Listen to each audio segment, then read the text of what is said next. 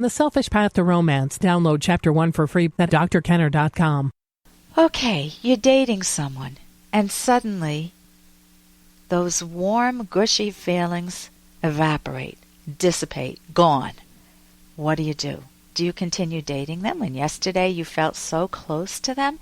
And what if you have no clue as to why your feelings evaporated? How do you handle yourself? This is a question from Joe. See how you would handle this. Dear Dr. Kenner, I've had a girlfriend for 3 weeks now, and I've really enjoyed being with her. Here comes the but. But even from the beginning, I've had small doubts.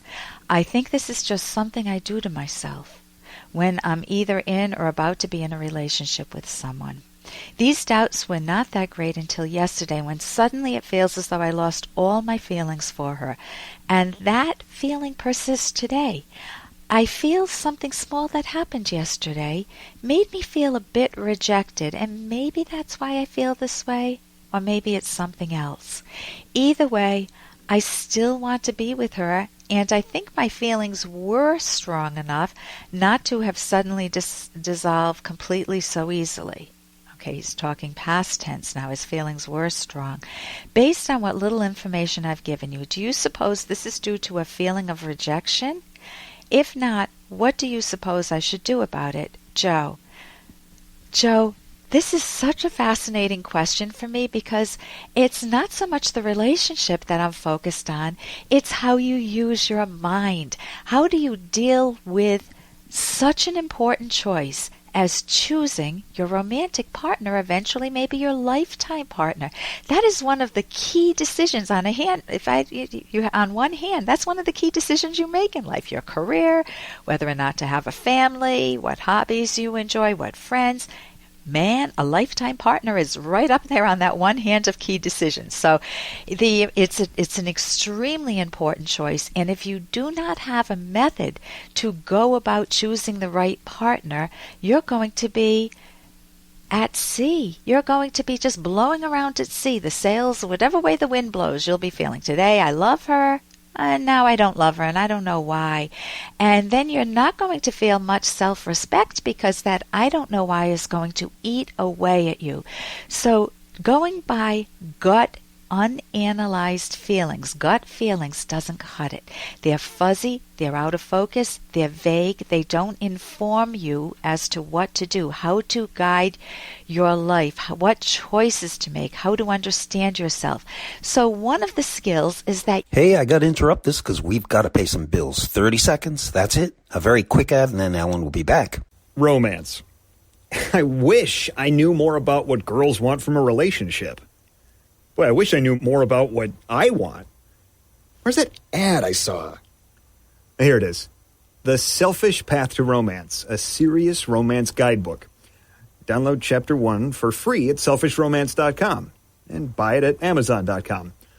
The Selfish Path to Romance. That is interesting.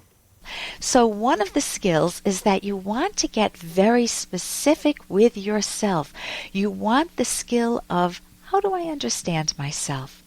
So you can ask yourself, and you started to do this, ask yourself, Joe, am I feeling rejected? Is that the feeling, or is there another feeling? Am I angry with her? Am I feeling guilty? Am I feeling depressed? Maybe it doesn't have anything to do with my girlfriend. Maybe I'm worried about my job. So first, capture the emotions. There's a logical way to do this. We're most immediately in touch with our emotions. But you did mention rejection, so I think that's in the ballpark. And that's the start of introspection.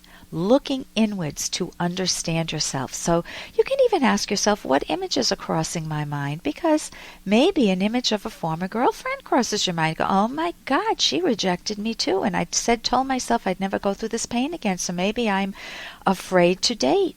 Maybe you project into the future. Oh my God, I don't want to get married because I saw my parents' horrible divorce. Horrible, horrible. And I had to live through that, and I don't ever want to do that to myself or my kids.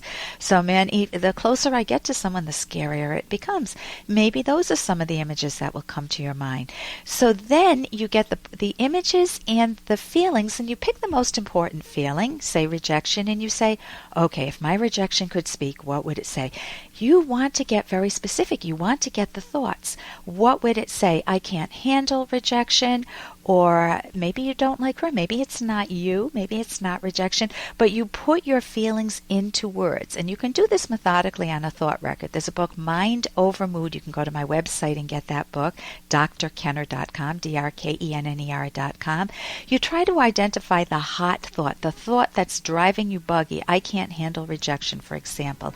Then look for the evidence for it, the evidence against it. You tie it all together, and you want to explore your own feelings. You want to explore the ambivalence. Why am I feeling this way? Why do I want to stay with her? Why don't I want to stay with her? And maybe you'll learn how to take rejection better too if that ends up being the case. But the bottom line is you will know you. For more Dr. Kenner podcast, go to drkenner.com and please listen to this ad. Here's an excerpt from The Selfish Path to Romance, the Serious Romance Guidebook by clinical psychologist Dr. Ellen Kenner and Dr. Edwin Locke. Bad manners and habits are a turnoff. Correcting them should not be a sacrifice because a rational person wouldn't value them. When repeated often enough, the message is, I don't value you. Correcting them will make you a more lovable partner and a better person. Such corrections are a sign of respect and of genuinely value one another. If some bad habit bothers you, such as clothes left scattered all over the floor or chewing with the mouth open, be sure to speak up in a benevolent way. Breaking bad habits is often difficult because they are actions you take automatically without conscious planning or reflection. To break them, become more aware of them and learn to catch yourself before acting. You can download Chapter 1 for free by going to drkenner.com. And you can buy The Selfish Path to Romance at amazon.com.